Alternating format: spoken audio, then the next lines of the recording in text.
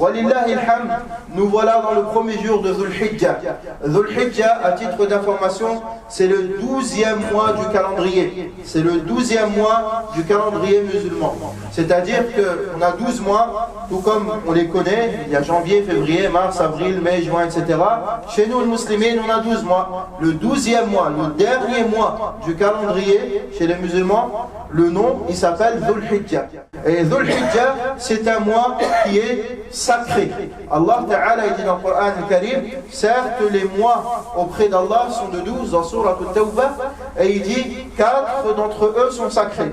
Et il cite sallallahu alayhi wa sallam les 4, et parmi eux, après Dhul Hijjah, il y en a 3 qui se suivent, c'est-à-dire Dhul Hijjah, Dhul Qa'dah, Dhul Hijjah et Muharram. Et là nous sommes dans Dhul Hijjah. Allah subhanahu wa ta'ala a juré par ces 10 jours. Lorsqu'il a dit, je jure par l'aube et je jure par les 10 nuits. Les 10 nuits, ce sont les 10 jours, les nuits des 10 jours de Dhul Hijjah. Mais il se peut que quelqu'un s'interroge. On a entendu que les meilleurs jours, c'était les 10 derniers jours de Ramadan. Est-ce qu'il y a une contradiction là? Il n'y a aucune contradiction, alhamdulillah. Les ulama disent, les 10 meilleures nuits, ce sont les 10 dernières nuits de Ramadan. Et les 10 meilleurs jours, ce sont ceux-là. Les 10 meilleurs jours, les 10 jours de Dhul Hijjah. Et Allah subhanahu wa ta'ala, il jure, il a le droit de jurer par n'importe quelle chose. Et lorsqu'il jure par une chose, c'est que cette chose a une grande importance. Vous l'avez tous entendu, vous l'entendez même à la sonorité ou même à l'appellation en arabe. Dans Dhul Hijjah, on entend le terme Hajj. Al-Hajj, c'est-à-dire qu'en fait ce mois-là, c'est le mois où tous les pèlerins accomplissent le Hajj. Où tous ceux qui ont les moyens pour partir partent à la Mecque pour accomplir les rites sacrés et ernies du pèlerinage. Parmi ces bienfaits, c'est que lors de ces 10 jours, Allah subhanahu wa ta'ala a complété sa religion. Lorsqu'Allah subhanahu wa ta'ala a révélé اليوم أكملت لكم دينكم وأتممت عليكم نعمتي ورضيت لكم الإسلام دينا. C'est aujourd'hui que j'ai parchevé la religion pour vous, dit Allah. Et j'ai choisi l'islam comme religion pour vous.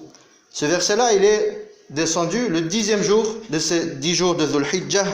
C'est pour cela que ces jours sont énormes auprès d'Allah.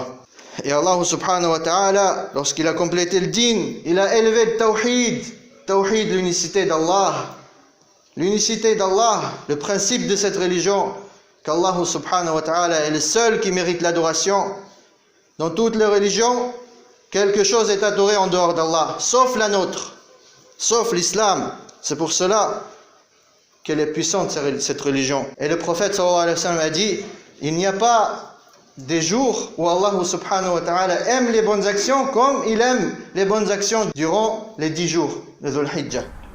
Les compagnons ont dit, Ya Rasulallah, même le combat dans le sentier d'Allah, et le prophète sallallahu alayhi wa sallam de dire, même le combat dans le sentier d'Allah, ces 10 jours-là sont plus importants que n'importe quelle autre adoration. Et ça, c'est à noter, c'est très important. C'est d'ailleurs pourquoi il est conseillé pour le croyant de ne pas baisser les bras et de retrousser ses manches et de s'adonner un maximum durant ces 10 premiers jours. Et parmi les bienfaits de ces 10 jours aussi, le fait que dans ces 10 jours, il y a Yawm Arafah. Le 9e jour, c'est Yawm Arafah. Et ce jour-là, il est énorme. Il est vraiment énorme auprès d'Allah. Et le 10e jour de Dhul Hijjah, le 10 Dhul Hijjah, c'est le jour de l'Eid al-Adha. C'est le jour du grand Eid, à titre d'information. Si on vous dit quand est-ce qu'est le grand Eid, vous dites c'est le 10 Dhul Hijjah. C'est le jour où tout le monde va sacrifier la bête. Pourquoi ils devront sacrifier une bête? Que ce soit un ovin ou un bovin, ou etc. Tout simplement parce qu'à l'époque, Allah Ta'ala, il a éprouvé Ibrahim alayhi salam. Vous connaissez tous Ibrahim alayhi salam. On l'appelait le prophète du Tawhid. Quelles sont les actions à faire pour profiter de ces 10 jours? Donc premièrement, dhikrullah.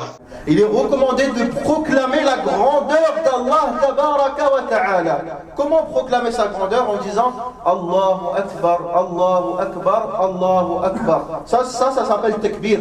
La ilaha illallah, ça s'appelle tahlil. Allahu Akbar, walillahi alhamd. Et sachez que la lecture du Coran, c'est le meilleur du dhikr. Meilleur du dhikr, c'est Al-Qur'an. C'est-à-dire que tu as le choix entre réciter le Coran et faire le dhikr, fonce vers le Coran. C'est le meilleur des dhikr. Essayez au moins de terminer le Coran une fois durant ces 10 jours. Parce que celui qui termine le Coran, il a au moins 3 millions de hasanat. Et comme ces jours-là, les hasanat ils sont multipliés, imaginez-vous la récompense. Deuxième chose, as-siyam, thaniyan, as-siyam. Le Nabi sallallahu alayhi wa sallam, il nous recommande de jeûner durant les 9 premiers jours. Celui qui a fait 2 jours sur 9, c'est très bien. Celui qui a fait 1 jour sur 9, c'est très bien. Celui qui a fait les 9 jours plus Arafat, on a dit qu'Arafat c'était le 9e jour. Dans ce cas-là, c'est encore mieux pour lui. Alhamdulillah. Thalithan, silatul arham. La troisième chose, c'est les liens de parenté. Essaye de fortifier les liens de parenté, le lien entre ta famille, proche ou lointain. Et alhamdulillah, c'est les vacances. C'est le meilleur moment pour poser des jours de congé et voyager vers sa famille. Et aussi, c'est bien de faire le premier pas. Ne pense jamais, eux ils ne m'appellent jamais, eux ils ne font pas, c'est pas une excuse. Toi, tu as une responsabilité auprès d'Allah et eux ils ont une responsabilité. Et chacun va être questionné sur sa responsabilité. Alors, le prophète sallallahu alayhi wa sallam l'a dit, celui qui croit en Allah et au jour dernier, qu'il renforce les liens de parenté. Et il a dit, celui qui veut que sa subsistance, al-rizq, soit augmentée, qu'il renforce les liens de parenté. Et il y a encore énormément de bienfaits, comme le fait de visiter ses parents, profiter, car c'est les meilleurs moments auxquels les actions, alhamdoulilah, sont acceptées auprès d'Allah Azza wa Jal et auxquels Allah Azza wa Jal il aime. Donc si tu fais quelque chose de bien dans un jour qu'Allah il aime, masha'Allah, tu seras élevé par Allah Azza wa Jal en coefficient. Donc quatrième chose, c'est al-udhiyah, c'est le sacrifice d'une bête le 10e jour de Dhul Hijjah, donc Yawm al-Eid. Et c'est une sunnah d'après la majorité des ulama, et d'après certains ulama, c'est même une obligation. Alors, il ne faut pas rater cette occasion. Celui qui a, alhamdoulilah, une bonne situation financière, il doit chercher un moyen pour sacrifier une bête. S'il a les moyens de le faire ici, alhamdoulilah. Sinon, il y a d'autres solutions. Par exemple, on a la solution des abattoirs éphémères.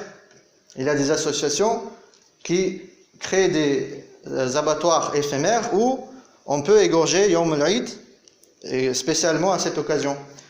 Ensuite, il y a les boucheries. Les boucheries proposent aussi d'égorger la bête pour vous et ils vous vendent la viande. Cependant, il faut faire attention.